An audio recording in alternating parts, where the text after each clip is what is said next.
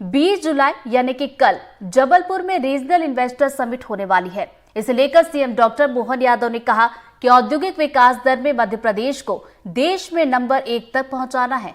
उन्होंने कहा कि मध्य प्रदेश में लगातार उद्योग निवेश को बढ़ावा देने के लिए एक के बाद एक नए कदम उठाए जा रहे हैं। उन्होंने प्रदेश में बड़ी संख्या में नए प्रस्ताव आने की उम्मीद भी जताई है।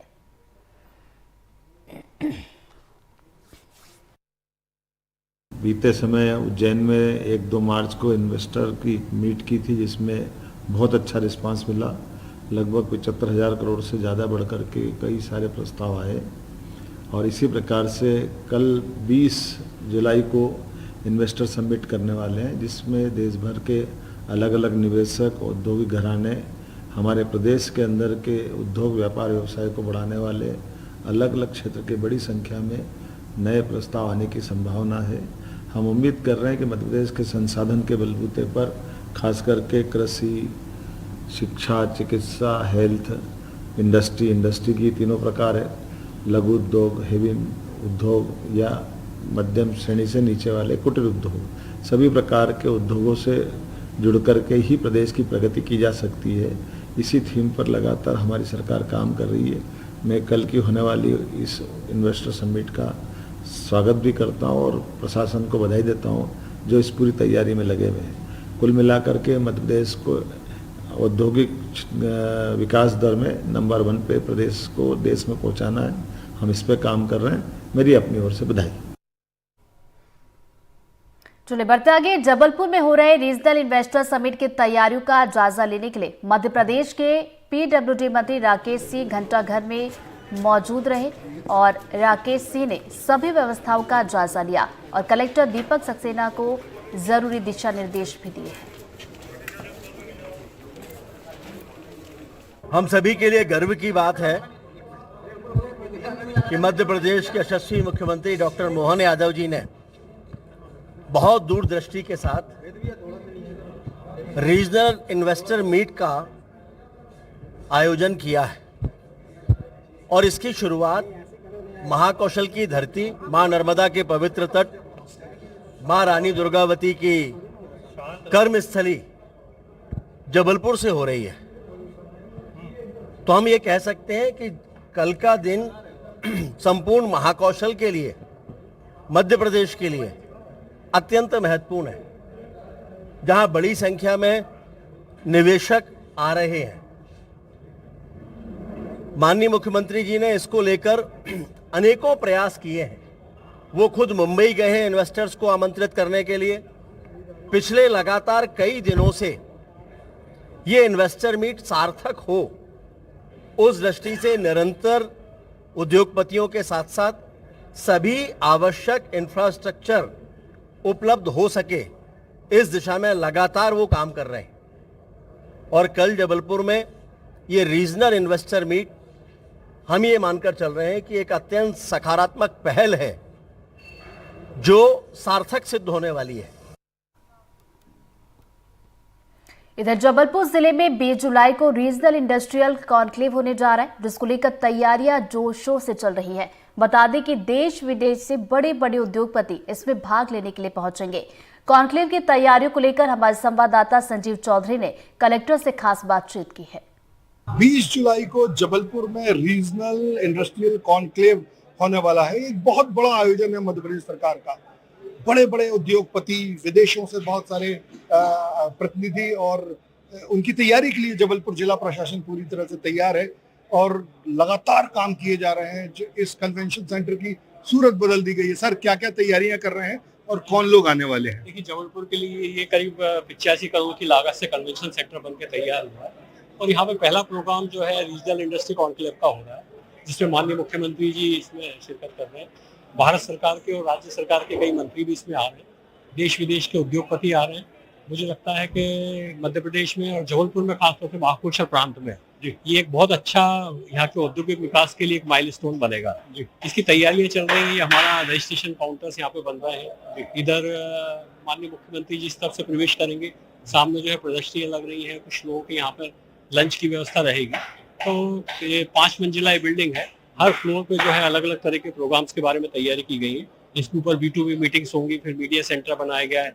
उसके ऊपर सीएम जो है 1-to-1 जो इंटरेक्शन करेंगे, राउंड टेबल कॉन्फ्रेंस करेंगे, उसके लिए हॉल बुक किए गए हैं। सबसे टॉप फ्लोर पे ऑडिटोरियम है जिसमें उद्घाटन समारोह होगा, जिसमें करीब 1000 लोग भाग लेंगे। सर किन बड़े उद्योगपतियों ने या इन्वेस्टर्स ने जबलपुर आने के लिए स्वीकृति दी है? देखिए मतलब भारत के हिसाब से भी आप देखें तो जो 5 सेक्टर्स को हमने चूज किया है, जिसमें डिफेंस को लिया है, माइन एंड मिनरल्स को लिया है, एग्रो और फूड प्रोसेसिंग को है, टूरिज्म एक सेक्टर है और गारमेंट और टेक्सटाइल है। इन 5 क्षेत्रों में जो काम करने वाली बड़ी कंपनियां हैं और बड़े लोग हैं, उनके CMDs, उनके CEOs, उनके MDs इस कार्यक्रम में शिरकत कर रहे हैं। सर गौतम सिंघानिया और रिलायंस इंडस्ट्रीज के CMD वगैरह भी आने की कुछ इनके आने की संभावना है और इनके कंफर्मेशंस कुछ लोगों के अभी आना शेष है। मुझे लगता है देर रात तक आ जाएंगे और IDC जो है इसको कोऑर्डिनेट कर रहा है। मुझे लगता है अच्छे लोग यहाँ पे आएंगे, उनको अच्छा वातावरण मिलेगा। माननीय मुख्यमंत्री जी के साथ जब बातचीत होगी तो उनके जो प्रोजेक्ट्स रहेंगे वो भी संभवतः धरातल पर उतरेंगे और ये महाकौशल के क्षेत्र के लिए बड़ी अच्छी बात रहेगी। आप लोगों ने पहले से भी बहुत सारे इन्वेस्टर्स से बात करके रखी है, जो तैयारी करके रखी है कि 10 करोड़ 20 करोड़ 50 करोड़ के अलग अलग सेगमेंट ऐसे कुछ बनाए जिनके शिलान्यास हम होंगे। लोग जो है पिछले 20 दिन से इस पे लगातार काम कर रहे हैं। इसमें हमने इंडस्ट्रीज के लोगों के साथ बातचीत की है, मैंने खुद ने भी की है, कमिश्नर सर ने भी की है, माननीय मंत्री जी जो है उन्होंने भी की है। 1-to-1 बातचीत भी हुई है, सेक्टर वाइज भी बातचीत हुई है। जो अभी जिन लोगों का कंफर्मेशन आ चुका है उसमें लगभग 450 लोग ऐसे हैं जो 10 करोड़ से ज्यादा का इन्वेस्टमेंट करने की मंशा रखते हैं।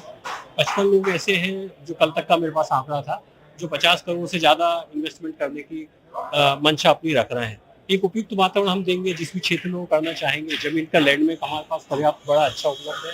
सरकार की नीतियां जो हैं वो औद्योगिकीकरण के अनुकूल है।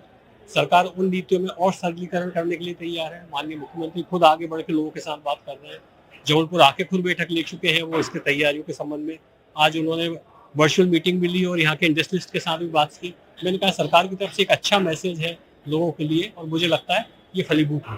सर लोगों का ये कहना है जबलपुर के जो चैम्बर वगैरह है कि इन्वेस्टर मीट तो हो जाती है, उसके बाद जो फॉलोअप के लिए कोई कमेटी होनी चाहिए जो लोकल लोगों की, तो ऐसा भी कोई विचार है? इस बार एक अच्छा ये हुआ है कि भाई आप एक बार कॉन्क्लेव तो आप कर लेते हो लेकिन पोस्ट कॉन्क्लेव नहीं हो पाते हैं।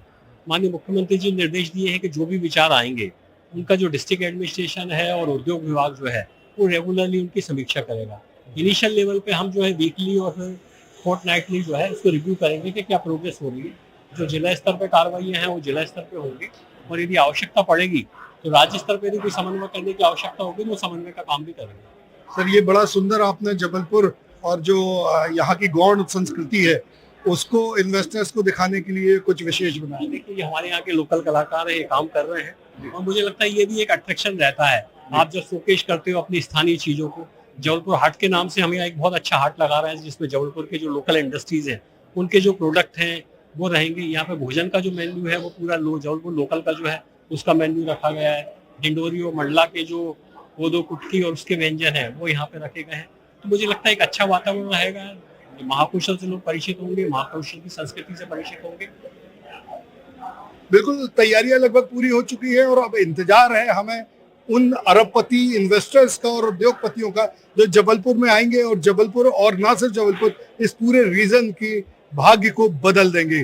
वीरेंद्र शर्मा के साथ संजीव चौधरी, NDTV के लिए। चलिए खबरों में बढ़ेंगे आगे, बात करेंगे देवास की। खबर देवास से है जहां मुक्ति धाम से अस्थियां गायब होने का मामला सामने आया है।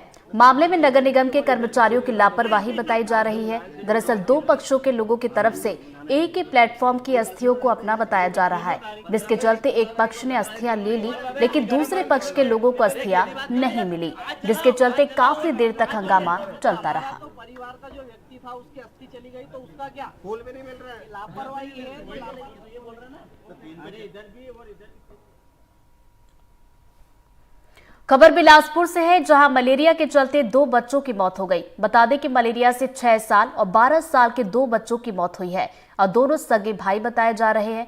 मां की स्थिति भी गंभीर बनी हुई है, जिनको सिम्स रेफर कर दिया गया। यहाँ मलेरिया के अब तक 14 मरीज सामने आ चुके हैं। इससे पहले टेंगनमाड़ा क्षेत्र में मलेरिया से 2 बच्चों की मौत हो चुकी है।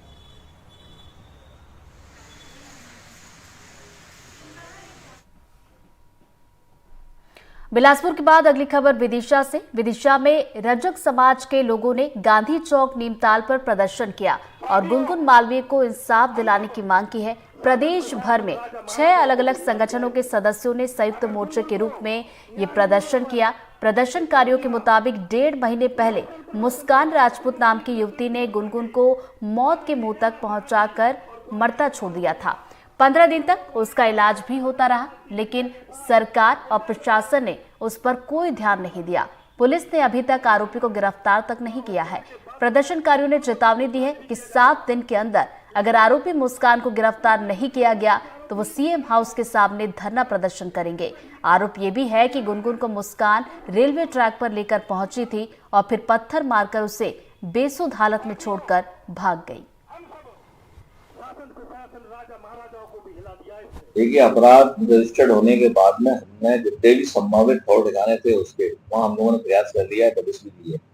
गुनगुन का मुस्कान का पता नहीं चल रहा, मुस्कान गायब हो गई, मोबाइल बंद कर रखा है। उसने किसी भी माध्यम से अपना एटीएम कार्ड वगैरह भी नहीं चालू किया है जिससे पैसे निकाले।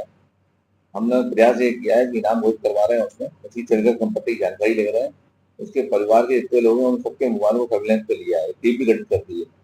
प्रयास है कि बहुत जल्दी उसको पकड़ लेंगे, लेकिन वो खुद भाग रही है और ये हमारी जिम्मेदारी है पकड़ने का। हम प्रयास करेंगे। इनाम के लिए ट्रिब्यूनल आज भेज रहे हैं भाई।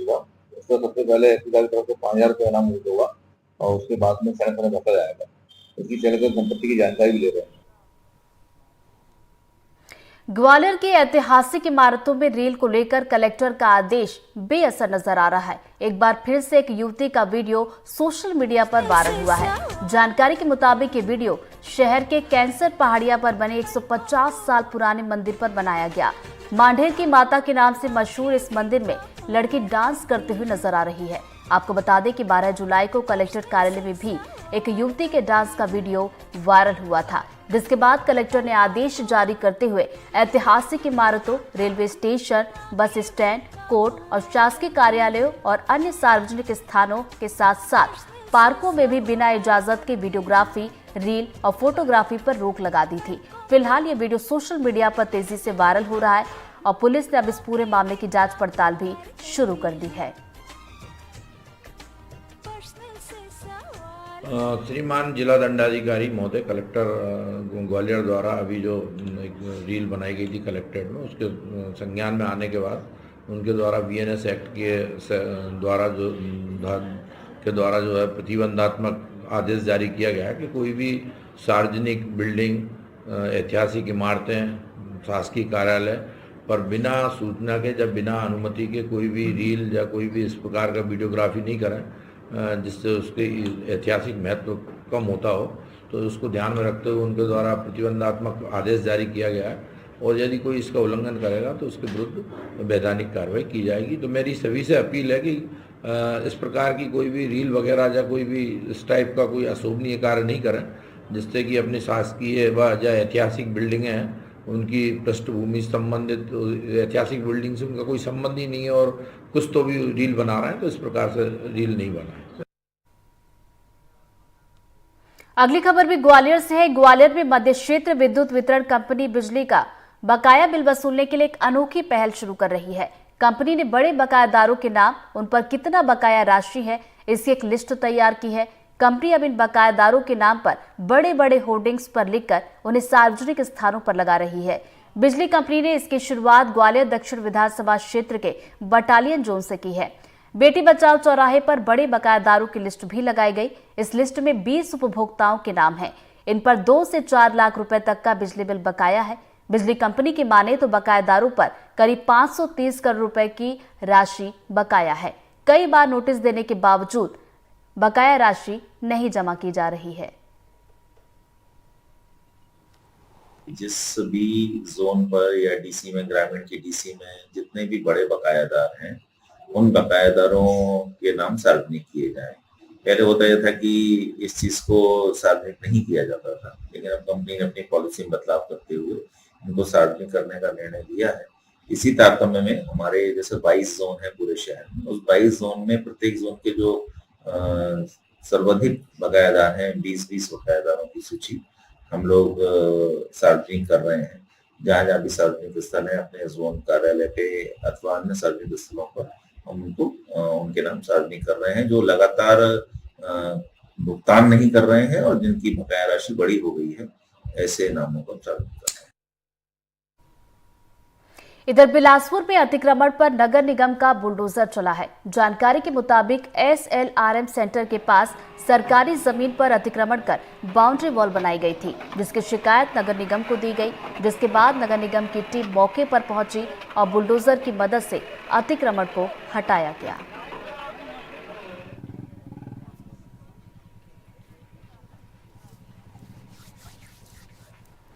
वहीं अंबिकापुर में खाद की कालाबाजारी को लेकर कृषि विभाग अब सख्त नजर आ रहा है। इसी को लेकर कृषि विभाग और प्रशासन की टीमों ने संयुक्त कार्रवाई करते हुए कृषि सेवा केंद्रों पर छापेमारी की है।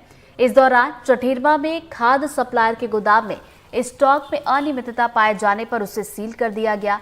जांच के दौरान संयुक्त टीम ने इफ्को 278 बोरी, उन्नत जैविक खाद की 408, पोटास 126 समेत कुल 1248 बोरियां जब्त की हैं। मामले में आगे की जांच की जा रही है। यहाँ पर किसान द्वारा शिकायत किया गया कि यहाँ खाद जो है उचित दाम में नहीं दिया जा रहा है, जो निर्धारित दर है, जो मूल्य है उससे ज़्यादा दिया जा रहा है। उस आधार पर हम यहाँ आए हैं जांच करने के लिए, जिसमें अभी जांच जारी है और अब इस जांच में क्या क्या निकलता है पूर्ण होने के बाद बताएंगे कि इसमें क्या निकला है। बिल वाउचर वगैरह देखा गया, उसमें अनियमितता पाई गई कि ठीक से उसमें उन्होंने मेंटेन नहीं किया है, कहीं हस्ताक्षर है कहीं हस्ताक्षर नहीं है, रजिस्टर ठीक से मेंटेन नहीं किया गया, ये अनियमितता यहाँ पाई गई है। नहीं, नियमित जांच हम लोग के द्वारा किया जा रहा है, जिला स्तर से भी किया जाता है, हमारे ब्लॉक स्तर से भी किया जाता है। जहाँ भी अनियमितता पाई जाती है वहाँ पे हम उनको कार्रवाई करते हैं। राय कृषि सेवा केंद्र में हम लोग को शिकायत मिला कि ये खाद जो DAP का है या इस दुकान से जो लेते हैं वो ज्यादा कीमत में बिक्री हो रहा है। तो हमारे कृषि विभाग की टीम, जिला स्तरीय टीम यहाँ आया, तो जिला स्तर की टीम आया, 1248 बैग यहाँ दुकान में है, इसके ऊपर कार्रवाई किया जा रहा है। बिल वाउचर मिला सर इसका? उनके पास पास मशीन है और रजिस्टर है सब, ये उसमें पास मशीन में एंट्री है, पूरा खाद पास मशीन में ये एंट्री है, पूरा खाद एंट्री है। क्या क्या अनियमितता मिली सर?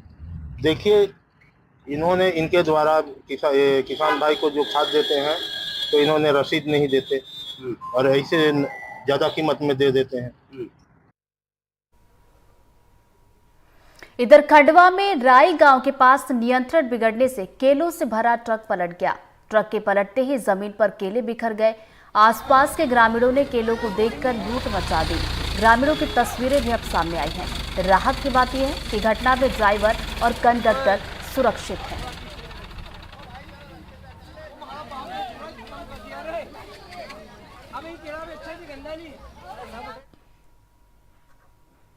इधर छत्तीसगढ़ के बिलासपुर ने बड़ी उपलब्धि हासिल की है। 3 लाख से 10 लाख तक की जनसंख्या वाले श्रेष्ठ निकायों में बिलासपुर नगर निगम देश में अव्वल आया है। इस पार्क अवार्ड में इसकी घोषणा की गई, जहां केंद्रीय मंत्री मनोहर लाल खट्टर और तोखन साहू ने पुरस्कार दिया। बता दें कि NUALM में बिलासपुर नगर निगम का सर्वश्रेष्ठ प्रदर्शन रहा और निगम कमिश्नर अमित कुमार ने यह पुरस्कार लिया।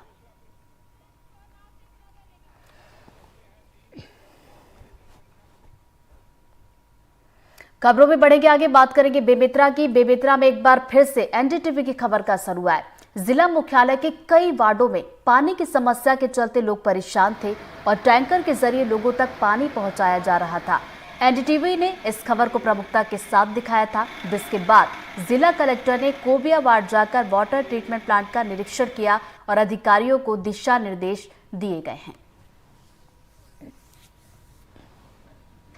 3.5 MLD का WTP है और उसी से पूरे बेमेतरा नगरीय निकाय में वाटर सप्लाई होता है।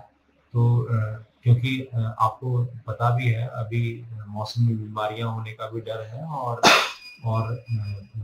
डायरिया जैसी गंभीर बीमारी जो है वो फैल भी सकती है। तो उसके रोकथाम के लिए जो है वो सारी व्यवस्थाएं कर ली गई हैं और मैं आज WTP प्लांट इसीलिए मैं गया था देखने के लिए कि कैसी व्यवस्था है वहाँ पे, पानी जो है नदी से आ रहा है उसको कैसे हम फिल्टर कर रहे हैं और कैसे वो घरों तक पहुँच रहा है। इधर कटनी में नदियों में अतिक्रमण लगातार बढ़ता जा रहा है, जिसे लेकर समाज सेवकों ने पर्यावरण मंच के बैनर तले प्रदर्शन किया। इस दौरान प्रदर्शनकारियों ने शंख और घंटा बजाते हुए जिला प्रशासन से नदियों से अतिक्रमण हटाने की मांग की है। इस प्रदर्शन में बड़ी संख्या में महिलाएं भी शामिल हुई। शहर की जलंगार नदी, कटनी नदी और माई नदी में अतिक्रमण लगातार बढ़ रहा है। समाज सेवियों ने एसडीएम के नाम से तहसीलदार को ज्ञापन भी सौंपा है। प्रदर्शनकारियों ने यह कहा कि अगर उनकी मांग पूरी नहीं हुई तो वो हाईकोर्ट का भी रुख करेंगे। लोगों ने यह भी कहा कि नदियों को प्रदूषण मुक्त बनाने के लिए अतिक्रमण को हटाना जरूरी है।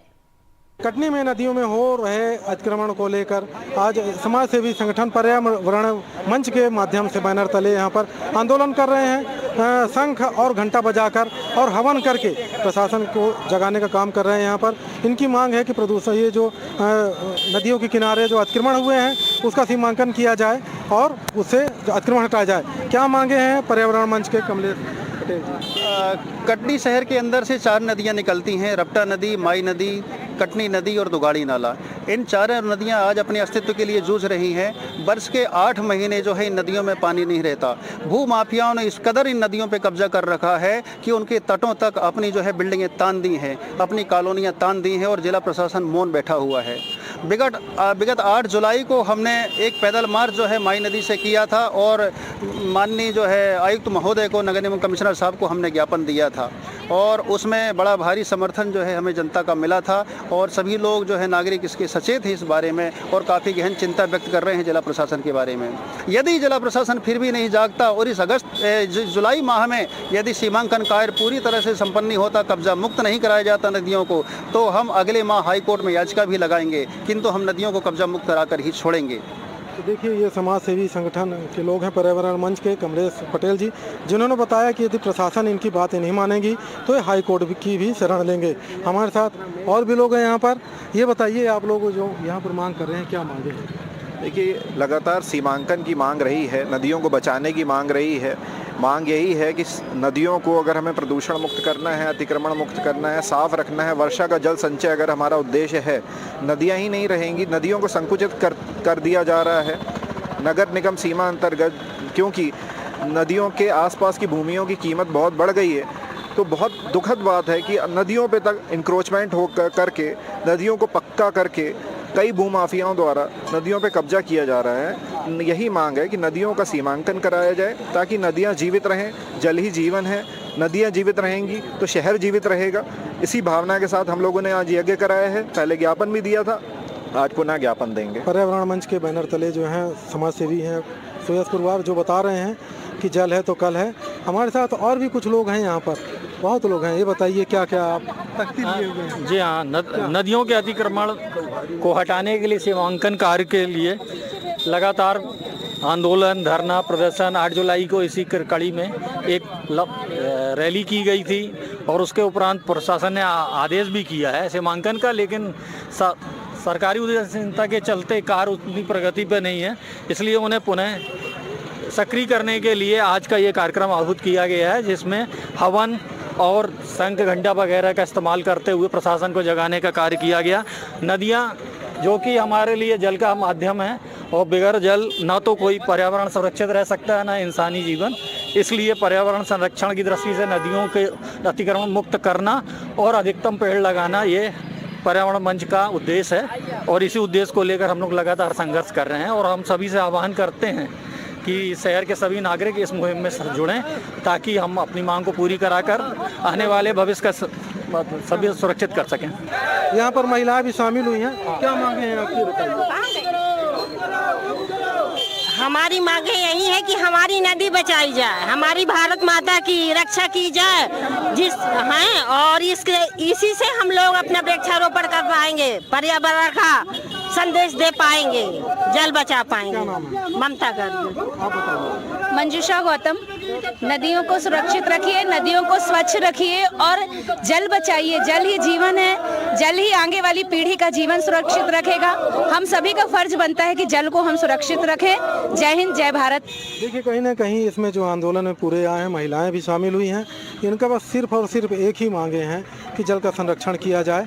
अब देखना यह है कि प्रशासन नदियों के जो अतिक्रमण को दूर करने के लिए, उसका सीमांकन करने के लिए कितना आगे आता है। कटनी से राम बिहारी गुप्ता, NDTV।